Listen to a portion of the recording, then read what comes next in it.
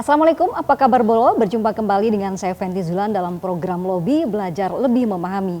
Program Lobby kali ini adalah kerjasama antara Arek TV dengan DPRD Kota Surabaya.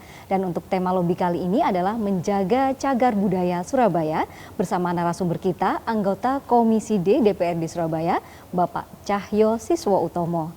Cagar budaya adalah warisan yang bersifat kebendaan baik di darat maupun di air yang mempunyai nilai histori penting yaitu sejarah baik berupa bangunan, kemudian wawasan, situs maupun struktur yang punya nilai sejarah penting yang perlu dilestarikan baik itu bagi ilmu pengetahuan, agama, pendidikan maupun budaya itu sendiri. Nah, telah hadir juga narasumber kita bersama anggota Komisi D DPRD Surabaya Bapak Cahyo Siswo Utomo. Assalamualaikum, apa kabar Pak Cahyo?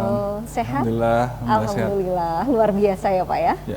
Nah ini Pak Cahyo, ngomong-ngomong mengenai cagar budaya, nah ini di Surabaya sendiri ini seperti apa Pak? Mungkin peraturannya dulu ya, untuk perdanya di cagar budaya ini seperti apa di Surabaya? Iya, untuk peraturan daerah sebagai bagian dari kebijakan yang diambil oleh pemerintah Kota Surabaya, ini sedang kami proses di Pansus Cagar Budaya yang diketuai oleh Bu Siti Mariam, kemudian Bu Diah Katarina dan Pak Cucuk Suparyono.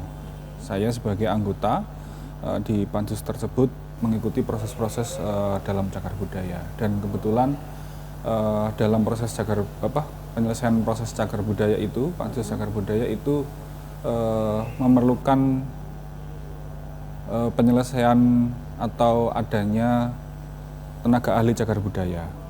Nah, ketika pansus sedang berjalan, diperlukan tim ahli cagar budaya yang dibentuk dan itu sudah selesai. Nah, waktu itu memang ketuanya saya untuk tim ahli cagar budaya. Tim ahli cagar budaya. Baik Pak Cahyo. Nah, untuk saat ini ada berapa banyak sih Pak cagar budaya yang ada di Surabaya, baik itu berupa mungkin bangunan atau situs seperti apa? Pak Cahyo, atau sudah banyak mungkin yang wah ini sudah ahli fungsi maksud saya, kan mulai banyak mungkin dibangun mall, dibangun tempat makan dan lain-lain. Apakah ada yang seperti itu Pak Cahyo? Jadi kurang lebih ada 220 situs ya, macam-macam, masih ada yang berfungsi, ada yang sudah tidak berfungsi. Itu ada beberapa, ada yang dikelola pemerintah kota atau BUMN, atau ada yang dikelola swasta ataupun pribadi-pribadi. Itu jumlahnya sekitar 220. Termasuk Balai Kota Surabaya itu masuk, kemudian ada gedung pabrik gula Raja Wali itu juga termasuk. Itu banyak, sekitar 220 yang kemudian menjadi sudah ditetapkan sebagai cagar budaya. Oke.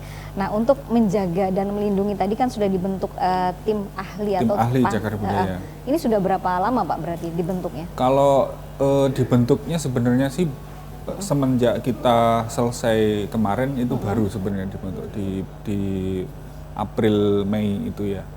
Nah, itu terdiri dari 6 orang yang kemudian bertugas untuk mengawal cagar budaya di Kota Surabaya, 6 orang tersebut. Dan memang sesuai dengan undang-undang yang terbaru yang menjadi dasar cagar budaya di nomor 11 tahun 2020, pasal 31 ayat 3 TACB itu tim ahli cagar budaya itu dibentuk oleh Wali Kota Surabaya. Dan memang di pasal 1 juga ayat 13 itu membedakan antara tim ahli cagar budaya dan yang lainnya. Jadi ada pembatasan fungsi yang sebenarnya dia tidak sampai fungsi pengelolaan. Jadi hanya fokus fungsi pelestarian.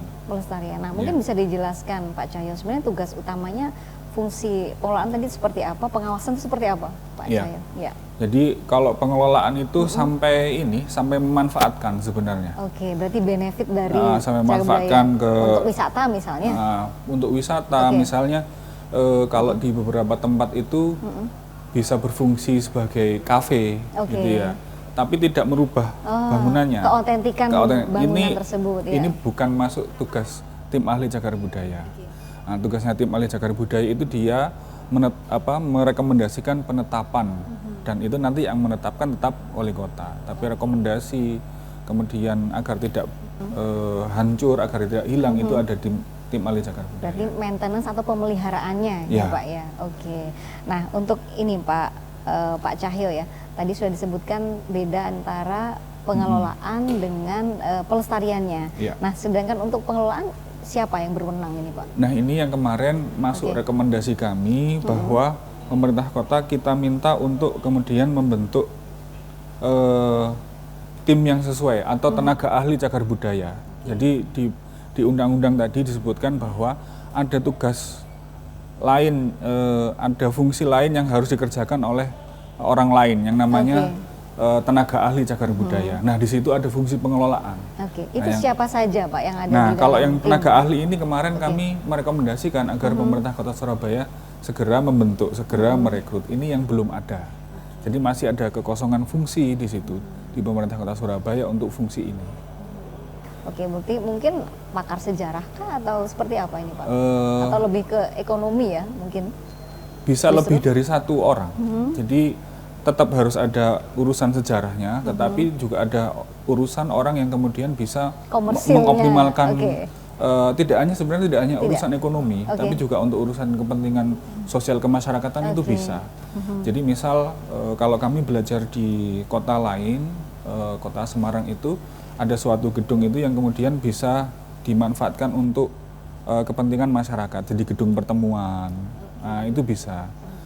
Nah itu ada tenaga ahli cagar budaya yang punya fungsi selain tim ahli cagar budaya yang fungsinya dibatasi di undang-undang itu untuk merekomendasikan penetapan cagar budaya saja. Oke, baik Pak Cahyo. Kayak ini semakin menarik ya Pak, karena ternyata selain fungsi ekonomi juga ada yang kembali ke masyarakat lagi, misalnya untuk gedung pertemuan dan lain-lain. Dan kita akan lanjutkan lagi bincang-bincang kali ini setelah yang satu ini.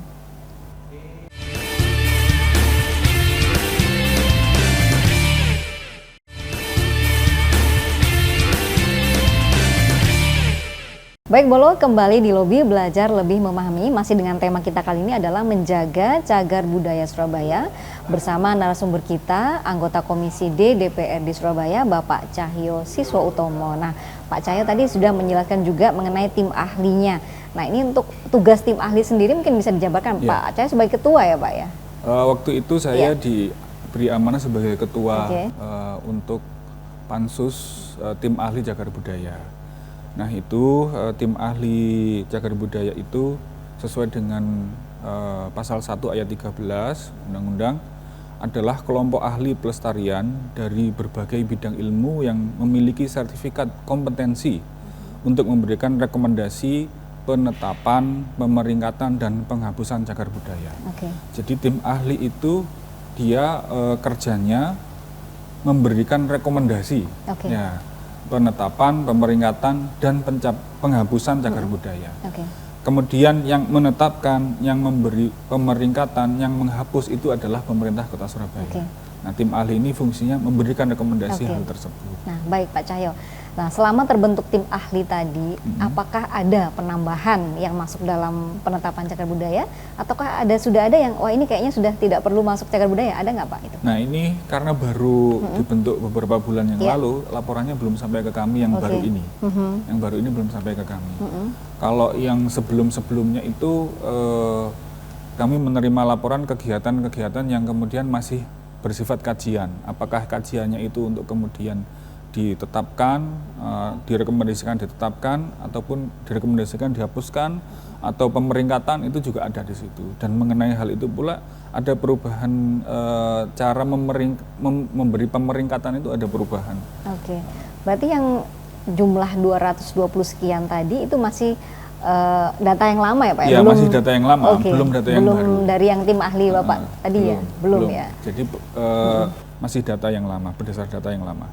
Sekarang kalau untuk tugas tim ahli tadi sebagai ketua Pak Cahyo ya, nah ini apa yang dilakukan saat ini Pak? Untuk saat ini, apa yang sudah dilakukan?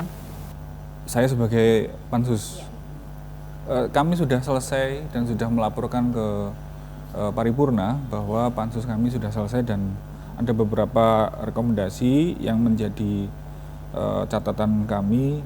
Yang pertama menyetujui usulan 6 orang tim ahli cagar budaya, kemudian memberi catatan Yang pertama adalah proses perekrutannya. Kami memberi catatan untuk proses perekrutan tim ahli cagar budaya berikutnya, kami menyarankan dibuka secara umum gitu ya. Jadi dibuka terbuka. Karena yang ini kami mendapati prosesnya dilakukan secara tertutup. Yang kedua, masa kerja tim ahli cagar budaya yang semula itu 5 tahun, ini kami minta dicukupkan 3 tahun sekali, sesuai dengan masa sertifikasi tim ahli cagar budaya. Jadi memang ada masa sertifikasinya. Kemudian yang ketiga, tim ahli cagar budaya yang dalam melakukan tugasnya itu harus berkomunikasi dengan penggiat atau pemerhati cagar budaya. Ini juga yang kemarin kami bertemu dengan penggiat dan pemerhati cagar budaya itu kadang ada komunikasi yang kurang lancar. Nah, ini kami memberi catatan khusus pada tim ahli cagar budaya yang baru dibentuk ini agar lebih intens berkomunikasi dengan penggiat. Yang berikutnya membuat laporan kerja selama 6 bulan sekali. Dan yang terakhir ini yang tadi saya sebutkan, mendorong pemerintah Kota Surabaya untuk segera membentuk tenaga ahli pelestarian cagar budaya agar menjadi optimalisasi pemanfaatan cagar budaya di Kota Surabaya. Jadi di undang-undang ini mengatur ada pemisahan fungsi untuk itu. Maka tim ahli cagar budaya tidak punya kewenangan untuk melakukan pemanfaatan cagar budaya atau pengelolaannya. Oke, nah tadi menarik sekali disampaikan oleh Pak Cahyo mengenai penggiat cagar budaya, Pak ya. Apakah sudah ada laporan yang ke sini, kemudian ada tanggapan dari tim ahli ya, Pak Cahyo sebagai tim ahli misalnya, Pak, dulu tuh sebelum ada tim ahli misalnya, ada begini, nah ini apa Pak yang dikeluhkan oleh mereka, penggiat cagar budaya ini? Ini kan masuk di catatan kami yang ketiga tadi ya, jadi memang para pegiat itu mengeluhkan ada beberapa yang menurut mereka itu harusnya lebih bisa dipelihara oleh pemerintah Kota Surabaya. Mungkin bisa disebutkan Pak, bangunannya mungkin? Ada bangunan misal penjara Kalisosok misalnya ya, nah itu kan masuk cagar budaya, tapi ya mohon maaf ini mungkin kurang perhatian, sehingga agak terbengkalai bentuknya. Dan ada beberapa situs lain yang kami sendiri ahistory di bab itu, misalnya rumah radio Bung Tomo, nah, itu juga termasuk. Cuman kita menurut penjelasan tenaga ahli juga, ini datanya ini sebenarnya juga belum clear juga di bab itu. Nah ini kan problemnya adalah komunikasi sebenarnya. Komunikasi antara tim ahli cagar budaya dan kemudian pegiat cagar budaya itu. Nah, itu perlu berkomunikasi intens. Kalau usulan dari mereka apa ini Pak kalau boleh tahu? Ya itu tadi lebih sering berkomunikasi. Nah, ini ada kebuntuan sebenarnya. Kurang sering bertemu atau apa, karena memang kalau tim ahli cagar budaya itu punya sertifikasi yang kemudian itu memerlukan keahlian khusus, ada yang ahli literasi, ada yang ahli bangunan sejarah dan seterusnya. Nah, sedangkan kalau pemerhati pegiat cagar budaya ini tidak semua punya keahlian spesifik seperti itu, tapi mereka awam saja ya. Tapi mereka orang yang sangat perhatian atau peduli dengan cagar budaya. Oke, baik. Nah, ini Pak Cahyo, kayaknya nanti perbincangan kita semakin menarik ya, karena menjadi satu tren juga Pak di luar sana ya, tidak hanya di Surabaya tentunya. Kan biasanya kalau pas liburan datang, orang-orang itu kepingin misalnya ke kota A atau Surabaya. Tapi apa sih kesan yang bisa ditimbulkan setelah berkunjung dari Surabaya? Misalnya sejarah apa yang bisa kita ambil dari kota Surabaya? Nah, mungkin ini nanti ya Pak, kita akan gali lebih lanjut lagi setelah yang satu ini.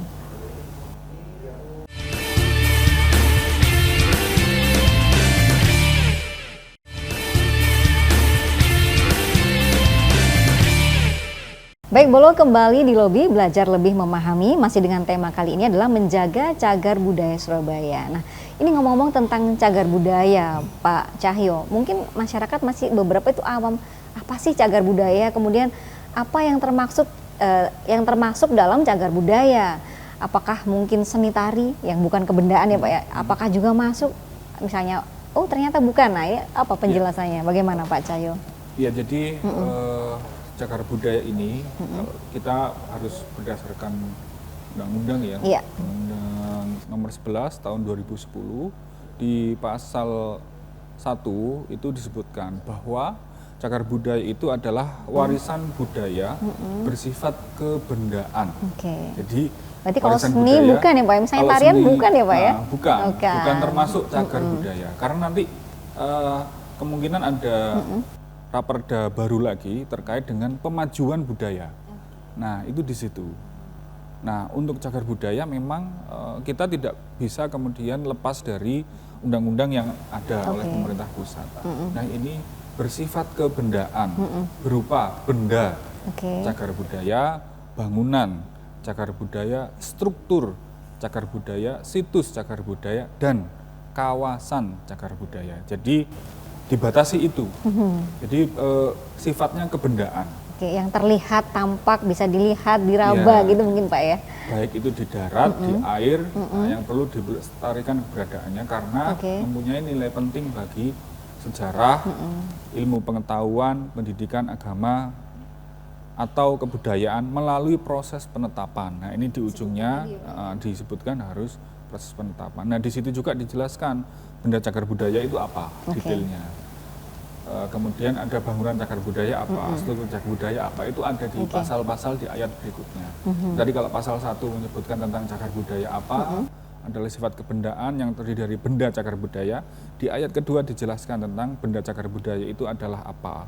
Benda alam dan atau benda buatan manusia, bergerak maupun tidak bergerak, satu kesatuan atau kelompok, ya, atau sisanya memiliki hubungan erat dengan kebudayaan dan sejarah perkembangan manusia, itu benda. Jadi didetailkan di tiap part. Nah, ini nanti juga masuk di perda juga, Mbak. Termasuk itu sampai tentang kawasan cagar budaya. Dan memang ada beberapa kriterianya ya, benda cagar budaya, bangunan cagar budaya atau struktur cagar budaya itu ada kriteria. Yang pertama, usianya 50 tahun atau lebih. Yang kedua, memiliki masa gaya paling singkat usia 50 tahun. Ya, ini menguatkan yang poin pertama. Yang ketiga, punya arti khusus bagi sejarah, ilmu pengetahuan, pendidikan, agama, dan atau kebudayaan. Dan yang terakhir, memiliki nilai budaya bagi penguatan kepribadian bangsa.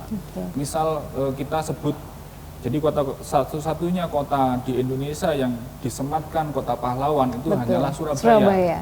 Tidak ada kota Bandung misalnya. Bandung bukan kota pahlawan, hanya Surabaya.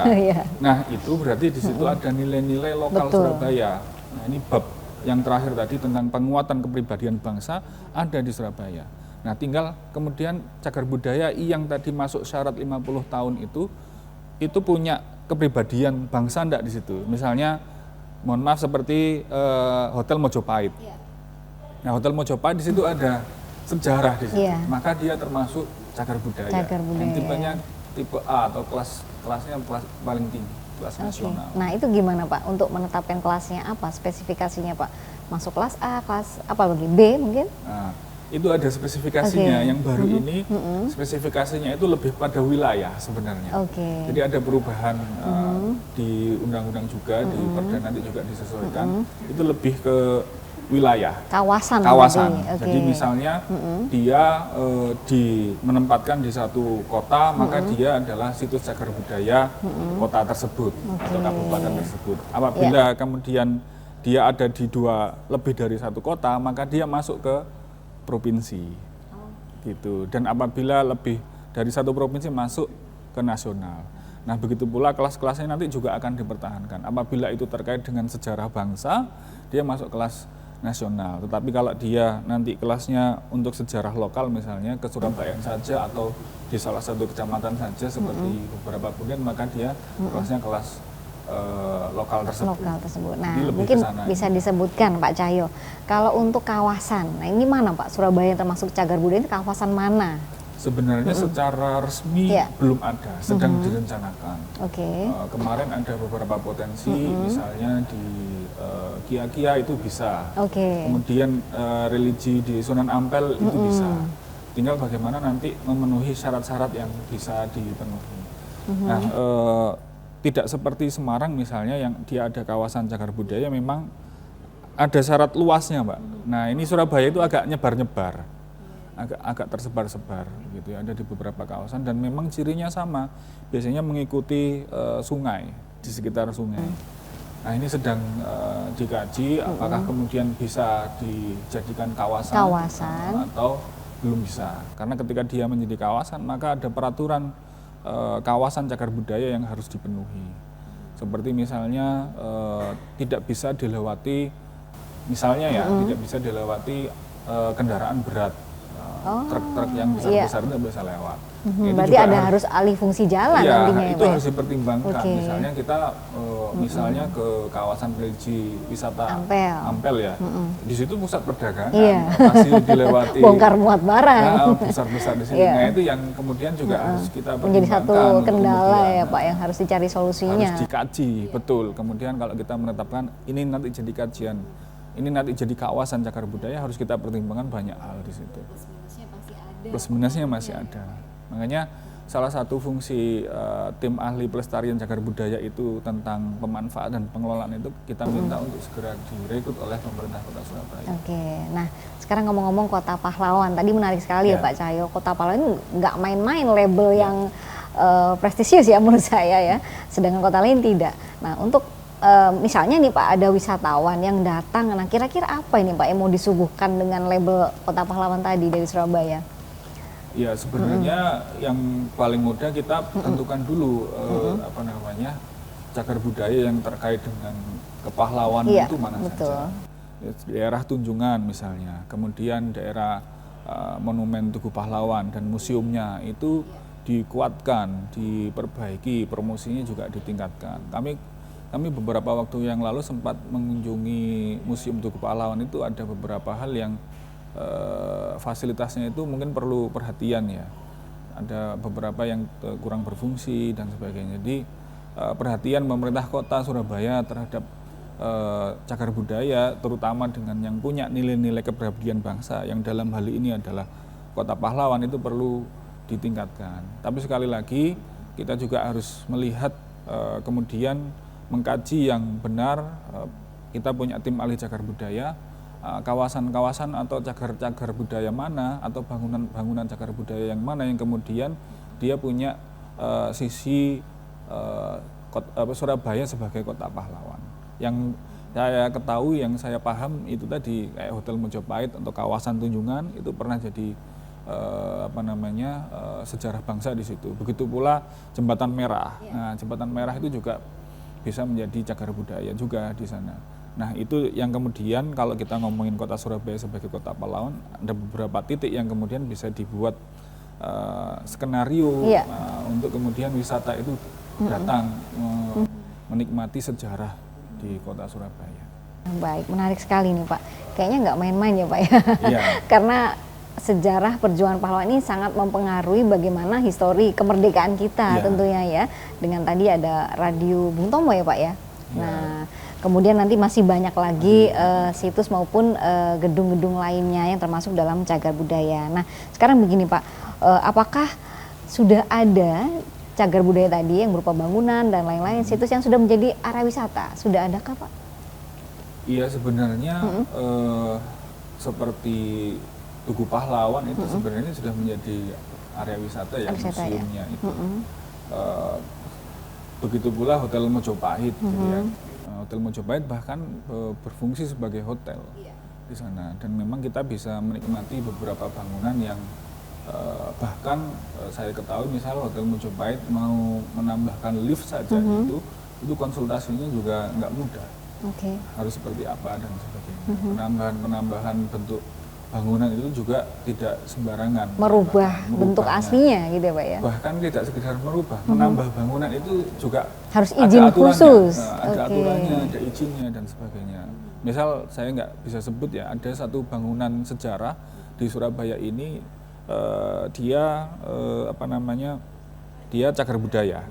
Kemudian sama pemiliknya karena swasta membangun di belakangnya atau di sekitarnya itu, kemudian bangunannya itu arsiteknya itu serupa dengan yang cagar budaya. Itu malah kemudian mengurangi nilai cagar budaya, keaslian yang tadi. Padahal mungkin maksudnya baik tapi itu begitu pun menambahkan bangunan di sekitarnya itu menjadi tidak original mungkin gitu ya Pak. Harus minta pertimbangan dan minta izin dari Dinas Budaya dan Pemuda Olahraga Pariwisata di Kota Surabaya, terutama dengan tim ahli cagar budaya. Oke, nah ngomong-ngomong kepemilikan ya Pak, tadi ternyata ada yang milik swasta ya Pak ya.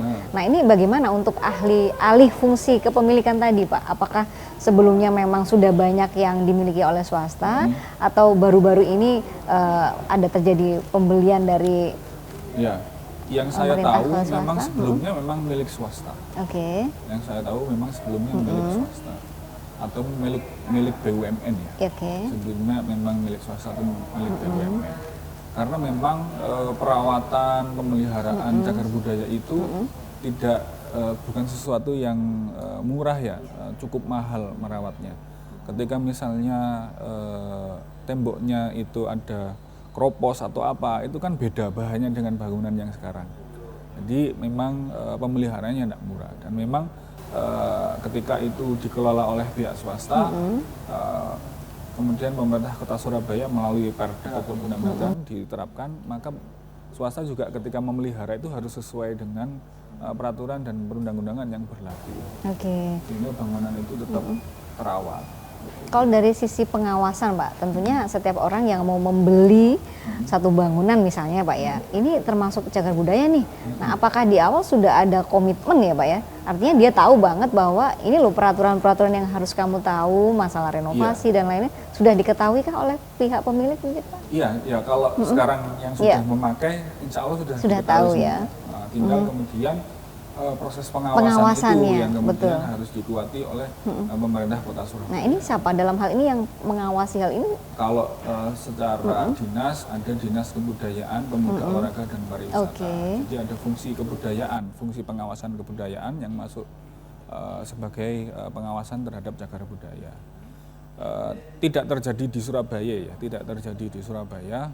Jangan sampai itu ada di kota lain itu yang kemudian ada orang yang dia membeli sebuah lahan dan tidak diketahui bahwa lahan itu mengandung cagar budaya. Sebenarnya sederhana, cagar budayanya itu hanya tinggal tembok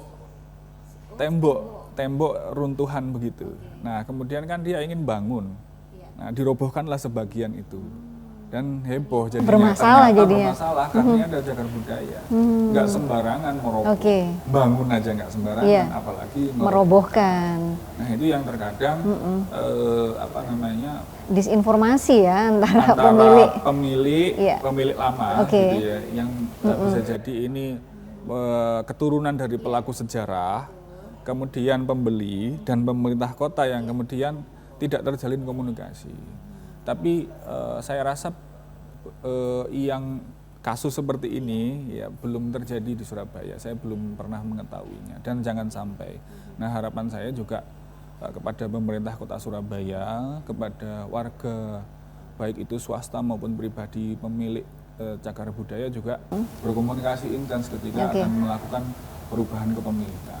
Sehingga pemilik yang baru itu mengetahui, ini kan pemilik yang baru belum tahu dirobohkan gitu.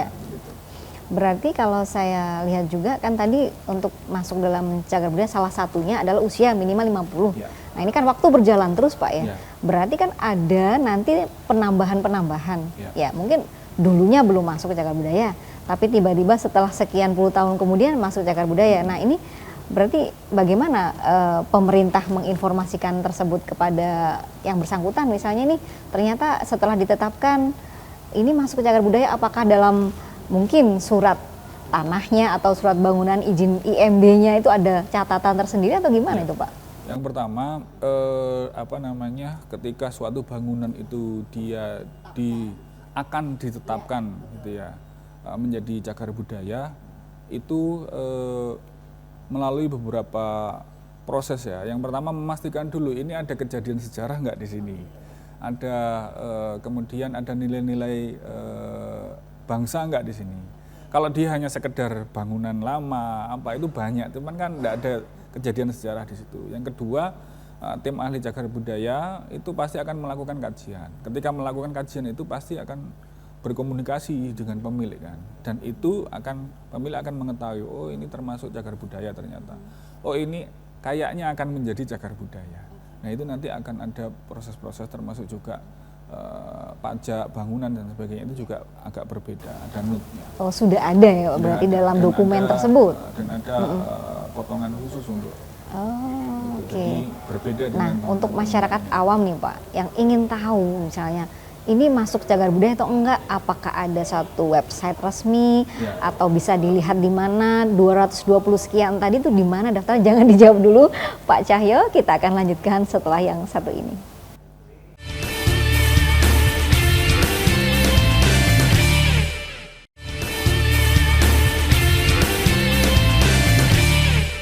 Baik Bolo, masih bersama Lobby dengan tema kali ini adalah menjaga cagar budaya Surabaya. Masih bersama narasumber kita, Bapak Cahyo Siswautomo, anggota Komisi D DPRD Kota Surabaya. Nah Pak Cahyo, tadi saya sudah menanyakan ya Pak, ya mungkin bisa langsung dijawab Pak. Bisa diulang tadi. Baik, untuk penetapan cagar budaya tadi ya. Nah ini kan tentu ada prosedurnya seperti apa? Mungkin alurnya bisa diceritakan Pak Cahyo. Jadi untuk masyarakat ini saya sampaikan tentang pemilikan dan penguasaan cagar budaya yang mungkin masyarakat juga harus tahu. Yang pertama, tiap orang itu dapat memiliki dan atau menguasai benda cagar budaya, bangunan cagar budaya, struktur cagar budaya, dan atau situs cagar budaya dengan tetap memperhatikan fungsi sosialnya sepanjang tidak bertentangan dengan ketentuan undang-undang. Yang kedua, pemilik benda cagar budaya, bangunan cagar budaya, struktur cagar budaya, dan atau situs cagar budaya yang tidak ada ahli warisnya atau tidak menyerahkannya kepada orang lain berdasarkan wasiat, hibah, atau hadiah setelah pemiliknya meninggal, kepemilikannya diambil alih oleh negara sesuai dengan ketentuan peraturan perundang-undangan. Nah, kawasan cagar budaya itu hanya dapat dimiliki dan atau dikuasai oleh negara kecuali yang secara turun-temurun dimiliki oleh masyarakat hukum adat. Ini catatan-catatannya. Dan cagar budaya yang tidak diketahui kepemilikannya dikuasai oleh negara. Ini ada hal-hal yang kemudian otomatis ada hal-hal yang harus memperhatikan ini ada kepemilikan perseorangan di situ. Nah, kalau kemudian mendaftarkan apa dan sebagainya. Jadi taruhlah gini deh Pak, maaf saya potong. Misalnya masyarakat tiba-tiba di lahan persawahan atau apa tiba-tiba menemukan semacam situs dan sebagainya. Ini tahapannya kemana? Melaporkannya kemana? Terus seperti apa prosedurnya? Gitu Pak. Sederhananya melaporkannya kepada Disbud Porapar, Dinas Kebudayaan Pemuda Olahraga dan Pariwisata. Untuk kemudian ini nanti akan dikaji oleh tim ahli cagar budaya. Nah, kami juga belajar di Trowulan sana itu ternyata memang tidak semua, misalnya ya ada beberapa bentuk gitu yang kita kira ini benda, benda cagar budaya kayak arca gitu. Kita kira ini ada benda cagar budaya, ternyata bukan. Nah itu ternyata kita yang awam itu mengira dia itu benda cagar budaya, kelihatannya itu memang cagar budaya. Tapi setelah dicek sama tim ahli cagar budaya, itu ternyata tidak memenuhi kriteria yang secara teknis kami juga tidak menguasainya. Nah itu tidak apa-apa, warga itu boleh membawa, bukan dilaporkan dulu. Oh dilaporkan dulu. Ini masuk cagar budaya enggak? Bukan. Kalau misalnya tidak masuk, ya bawaan pulang tidak apa-apa gitu ya. Tapi kalau masuk cagar budaya, maka ini harus dalam pelindungan cagar budaya. Kecuali kalau ini memang miliknya ya. Nah kalau dia kan misalnya tadi menemukan, betul, di lahannya misalnya. Boleh jadi itu milik keluarganya atau benda miliknya, nanti dilihat peraturannya bagaimana, boleh jadi bukan. Nah itu yang kita harus hati-hati di bab itu. Tapi yang pertama harus dilakukan, harus menginformasikan, harus melaporkan ke Disbud Porapar agar dilakukan kajian terhadap benda cagar budaya tersebut. Jadi jangan sampai kejadian kayak di kota yang lain tadi ya Pak ya. Ternyata sudah ditetapkan cagar budaya karena kekurang tahuannya tadi dihancurkan atau dirobohkan begitu ya Pak ya. Problemnya adalah pemilik tadi juga nggak info, gitu ya, nggak info ke pemerintah kota maupun nggak beri info kepada pembeli gitu ya. Udah dibeli kok yang mau robohin kan nggak apa-apa kan. Betul sekali. Jadi gitu Pak. Pak. Itu tadi Pak yang saya tanyakan sebelumnya. Untuk tahu bahwa bangunan ini masuk cagar budaya atau tidak, masyarakat ini bisa mengakses kemana? Ya itu tadi Pak. Ada beberapa. Apakah ada website-nya? Ada website-nya. Ya. Sebentar ya. Ya. Jadi kan kita ngomong cagar budaya, 220 sekian itu kan banyak sekali ya Pak ya. Jadi Iya. artinya ini sudah dilindungi atau dilestarikan yang tidak sembarang orang bisa memanfaatkan sesuai dengan keinginannya sendiri ya Pak. Karena punya nilai sejarah yang penting, baik itu untuk agama, pendidikan, sejarah. Nah ini kan tentu harus tahu gitu. Iya, iya. Jadi ada beberapa situs juga milik orang umum ya. Ada Wisata Surabaya. Ada situs di Wisata Surabaya itu ada list beberapa termasuk kategorinya tentang cagar budaya sekitar 220-an. Jadi apa namanya bisa Kalau tadi di Spora tadi Pak? Nah, kalau disebut Porapar Iya. bisa juga di situs disebut Pasti Porapar. sudah ada di Pasti situ sudah ya. ada di situ. Oke. Tinggal kemudian masuk ke link-linknya aja yang kemudian karena memang di disebut Porapar itu ada 4 kebidangan ya. Dan budaya itu hanya Iya. salah satunya. Oke. Nah, tadi misalnya masyarakat awam sudah dapat nih Pak. Nah, kemudian saya juga pernah, ini anak saya kebetulan Pak. Jadi ada wisata khusus ternyata di situ sudah ada paket tur mengunjungi museum, mengunjungi beberapa mungkin termasuk cagar budaya Pak ya. Nah, ternyata itu sudah ada semacam urutan-urutannya. Jadi anak-anak ini akan diinfokan tadi masuk sejarah apa yang terjadi di Surabaya ketika itu, mungkin di film-film dan lain-lain. Nah, ini berarti selain pariwisata, terus ke dinas mana lagi nih Pak untuk bisa tahu bahwa paket-paket wisata tadi bisa diakses oleh masyarakat umum gitu. Sebenarnya dinasnya ya langsung itu. Karena Iya. kebudayaan dan pariwisata ada di satu dinas tersebut. Nah, cuman digabung sama pemuda sama olahraga itu. Oke. Jadi memang ada di satu dinas tersebut. Kalau yang lainnya lebih ke sifatnya support, Mbak. Support aja ya. Kayak dinas apa namanya Cipta Karya dia. Kalau ekonomi kreatif mungkin? Ekonomi kreatif enggak termasuk. Tidak ya, termasuk Jadi ya. ekonomi kreatif masuk pariwisata. Pariwisata. Masuk pariwisata, ekonomi kreatif. Belum masuk di kategori yang di bawah dinas koperasi, UMKM dan perdagangan. Belum masuk termasuk situ ya. Masuknya kalau ekonomi kreatif masih ke dinas pariwisata. Pariwisata. Nah, tadi misalnya saya pertanyaan tadi yang di awal, apakah sudah ada cagar budaya yang masuk dalam pariwisata? Sudah ada tadi ya Pak ya. Sudah Nah, ada. kemudian kalau misalnya tadi dinas yang terkait menciptakan paket-paket khusus, saya Ya. mau nyebut kota lain nggak enak ini sebetulnya. Kan ada tuh Pak di kota lain misalnya nih. Ini wilayah kota ini gitu ya. Nah itu ternyata bagus sekali mengemasnya. Ya. Nah ini Surabaya kapan ini akan dibentuk seperti itu gitu maksud saya Pak. Itu juga bagian dari PR mungkin ya. kami mendorong kepada pemerintah kota untuk membuat paket ini urusan wisata ya, Iya. paket wisata yang kemudian itu bertema, itu ya, itu bertematik misalnya sebentar lagi hari jadi kota Surabaya ya, misalnya tema tentang kepahlawanan atau tema tentang kesurabayaan itu ada paket-paketannya, gitu ya. Dan memang sekali lagi ada memang kekosongan fungsi pemanfaatan cagar budaya yang tadi saya sebutkan dan sudah menjadi rekomendasi kami kepada pemerintah Kota Surabaya untuk direkrut, untuk dibentuk tim ini atau tenaga ahli ini diadakan agar bisa memanfaatkan optimal cagar budaya ini menjadi ekonomi Daya tarik kreatif, wisata daya tarik tadi, wisata, ya. termasuk ke pariwisata dengan optimal.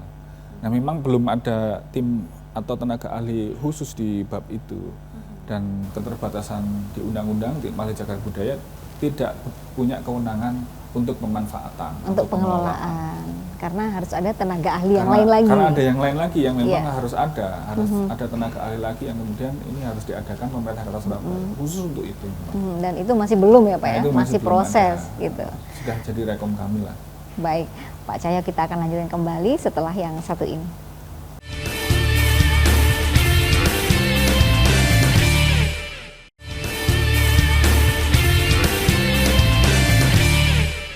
Baik Bolo, kembali di lobi belajar lebih memahami dengan tema menjaga cagar budaya Surabaya dengan Bapak Cahyo Siswautomo. Nah ini Pak, tadi saya ingin penjelasan lebih lanjut mengenai alur penetapan cagar budaya, mungkin bisa dijelaskan Pak Cahyo?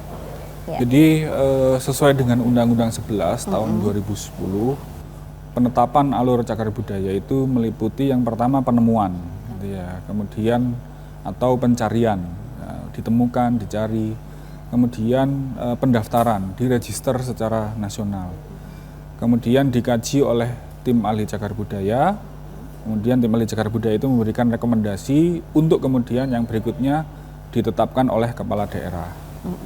Setelah ditetapkan ke kepala daerah, itu ada proses pencatatan data cagar budaya ke dalam sistem register nasional. Kemudian yang ketujuh, pelestarian dan perlindungan cagar budaya yang sudah ditetapkan. Setelah itu penyelamatan dan pengamanan. Jadi eksekusi untuk menyelamatkan dan pengamanan. Terus setelah itu selesai, yang berikutnya yang dilakukan secara harian ataupun tahunan secara waktu itu ada pemeliharaan dan pemugaran. Dan yang berikutnya itu juga bisa dilakukan pengembangan dan penelitian. Dan jika diperlukan ada revitalisasi cagar budaya, dan yang terakhir baru pemanfaatan cagar budaya. Jadi sebelum dimanfaatkan itu ada sekian proses yang harus diselesaikan agar alur cagar budaya itu bisa dimanfaatkan. Oke, nah tadi di tahapan-tahapan yang agak ke nomor-nomor terakhir itu Pak, kan ada pemeliharaan. Nah untuk kondisi saat ini cagar budaya di Surabaya ini apakah sudah cukup baik pemeliharaannya, atau adakah yang kayak terbengkalai, mangkrak misalnya, itu ada nggak Pak yang seperti itu? Ada yang terpeliharakan dengan baik, ada juga yang mangkrak. Sempat saya sebutkan tadi ya, termasuk juga penjara Kalisosok itu kan juga termasuk.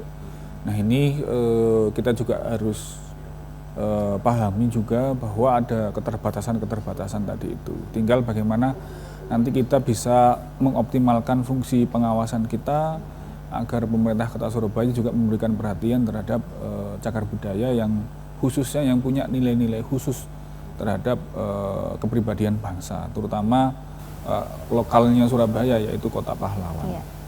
Apakah hanya dari sisi SDM-nya saja, misalnya kurangnya tenaga ahli, masih proses dibentuknya tenaga ahli, ataukah memang ada dana yang ternyata wah ini kayaknya nggak cukup deh. Nah itu seperti apa Pak kondisinya untuk nanti, anggaran ya tentunya. Ini nanti masuk ke kebijakan anggaran memang. Jadi apakah kemudian menjadi prioritas dan sebagainya, dan itu memang hak dan kewenangan dari pemerintah Kota Surabaya. Kami di sini sebagai wakil rakyat, kalau wakil rakyat kan berarti kan juga rakyat, berarti kan juga rakyat kan. Artinya juga kita rekom, Pak ini tolong diperhatikan. Mengenai kemudian penganggarannya bagaimana, itu sudah menjadi kewenangan pemerintah Kota Surabaya yang punya kebijakan.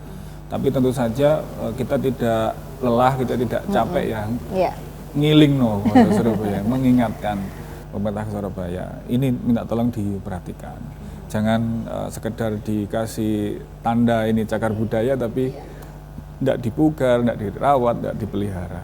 Baik, nah ini sebagai anggota Dewan Komisi D ya, dan juga sebagai ketua tim ahli Pak Cahyo, ini saya mungkin menanyakan pertanyaan terakhir, apakah yang menjadikan saran ya untuk masyarakat seperti apa, kemudian kepada pemerintah sebagai pemegang kebijakan seperti apa, kemudian kepada penggiat budaya apa yang menjadikan saran, silakan Pak. Ya, yang pertama untuk masyarakat, mari kita jaga cagar budaya kita di Surabaya ini, khususnya yang mempunyai kekhasan Surabaya terkait kota pahlawan, mari kita jaga bersama. Jika menemukan bangunan cagar budaya atau benda-benda cagar budaya, itu bisa disampaikan kepada Disbud Porapar, ataupun jika kesulitan bisa menghubungi kami di DPRD Kota Surabaya, terutama di Komisi D yang terkait dengan Dinas Kebudayaan, Pemuda, Olahraga, dan Pariwisata. Akan kami sampaikan ke Disbud Porapar agar kemudian menjadi kajian tim ahli cagar budaya. Yang kedua, terhadap pemerintah Kota Surabaya, kami menghimbau agar melaksanakan undang-undang dan nanti perda, ketika perda pansus cagar budaya ini selesai, agar dilaksanakan dengan sungguh-sungguh. Ada beberapa masukan dan catatan yang telah kami sampaikan, semisal segera membentuk tim ahli yang punya kewenangan untuk memanfaatkan cagar budaya itu mohon segera dibentuk, segera direkrut. Kemudian menyiapkan sistem informasi bab pendataan cagar budaya itu juga kami rekomendasikan mohon segera disiapkan. Dan yang tidak kalah pentingnya, perhatian terhadap cagar budaya secara keseluruhan, pemugarannya, kemudian renovasinya jika diperlukan mohon menjadi perhatian, terutama yang terkait dengan Surabaya sebagai kota pahlawan. Dan yang ketiga, sebagai pemerhati cagar budaya, pegiat cagar budaya, yang pertama kami sampaikan apresiasinya bahwa panjenengan sebagai pegiat cagar budaya memberikan perhatian khusus gitu ya, terhadap cagar budaya. Dan yang berikutnya mohon kami juga dibantu agar bisa berkomunikasi dengan baik itu kepada Disbud Porapar dan tim ahli cagar budaya, agar jalin kerjasama dan koordinasi yang baik, sehingga cagar budaya di kota Surabaya ini bisa terpelihara dan terlebih lagi nantinya bisa dioptimalkan, dimanfaatkan, punya dampak baik itu sosial maupun ekonomi terhadap kesejahteraan masyarakat kota Surabaya. Insya Allah itu semoga kita semua diberikan kemudahan dan kelancaran dalam semua urusan kita, terutama yang kaitannya hal ini terkait dengan urusan kecagar budayaan. Terima kasih. Baik Pak Cahyo, wah komplit sekali ya, tentunya masyarakat, baik stakeholder yang kemudian dinas terkait, pemerintah, kemudian penggiat cagar budaya ini bersatu padu ya Pak, berintegrasi untuk menjaga kelestarian cagar budaya Surabaya. Baik, terima kasih banyak atas waktunya Pak Cahyo. Kita akan kembali di lobi di tema-tema yang lebih menarik lainnya. Saya Fenty Zulan pamit undur diri. Wassalamualaikum warahmatullahi wabarakatuh. Waalaikumsalam warahmatullahi wabarakatuh. Bersama di sini kita coba